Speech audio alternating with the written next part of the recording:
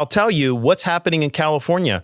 Some of their most significant residents, just in the last 60 days, are fleeing California because they want to do this ridiculous wealth tax. You hear about these things like— I want to explain this to people because this wealth tax is important.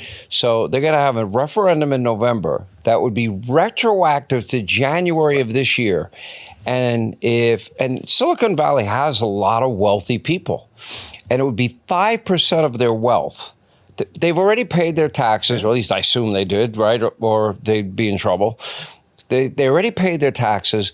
So you have two of the co-founders of Google. One is Larry Page, and one of the other ones— Sergey Brin. Okay. Then you've got Mark Zuckerberg. Then you got people like Larry Ellison, Oracle, right? Well, here's part of the reason why. So wealth tax is a horrible type of tax. Right. Because, as you said, a lot of that has already been taxed. Most of it's unrealized gains. Most of it is someone founded a company and then they have paper wealth, which maybe they can turn into real wealth. But until they do that, they're not really doing it. So that's just the problem with it. That's why people change their behavior. The wealth taxes don't work. When they tried to do it in some of these European countries, the revenue went down. It didn't go up. What Bernie Sanders is now talking about would cause our revenue to go down. It wouldn't actually go up. But here's the thing with the California one that I think is really outrageous.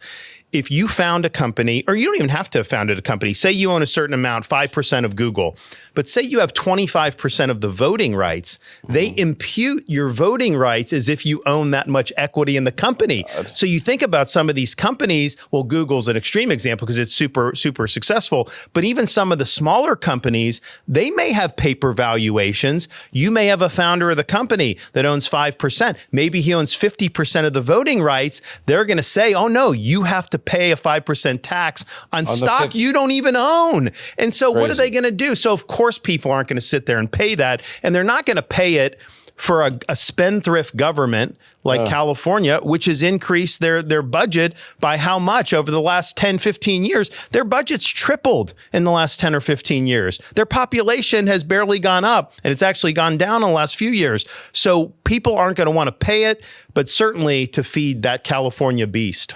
You know, the fast